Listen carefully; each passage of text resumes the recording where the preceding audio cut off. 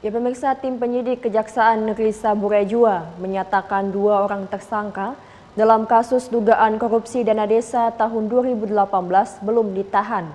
Penyidik beralasan karena baru saja menetapkan status tersangka dan masih akan kembali memanggil yang bersangkutan untuk diperiksa, sebab sebelumnya hanya diperiksa sebagai saksi.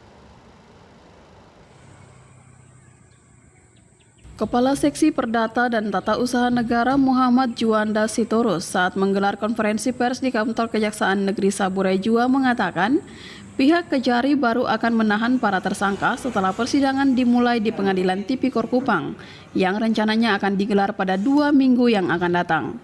Tersangka yakni berinisial ABP tercatat sebagai pegawai negeri sipil di pemerintah daerah Saburai Jua. Sementara SR adalah pegawai negeri sipil di Badan Informasi Geospasial Kabupaten Bogor. Atas perbuatannya, tersangka dikenai Pasal 2 Ayat 1 Junto Pasal 18 Undang-Undang Nomor 31 Tahun 1999 tentang Pemberantasan Tindak Pidana Korupsi, sebagaimana telah diubah dengan Undang-Undang Nomor 20 Tahun 2001 Junto Pasal 55 Ayat 1 KUHP dengan ancaman hukuman di atas 5 tahun penjara. Untuk sementara sampai hari ini kita belum ada melakukan penahanan karena ini baru kita hari ini mengumumkan status kepada kedua orang tersebut sebagai tersangka yang menurut hasil dan penyidikan kami tadi bahwasanya kedua orang tersebut dapat kami mintakan pertanggungjawaban pidana kepadanya. Maka dari itu baru hari ini kita umumkan kepada masyarakat kedua orang tersebut saat ini sudah berstatus sebagai tersangka.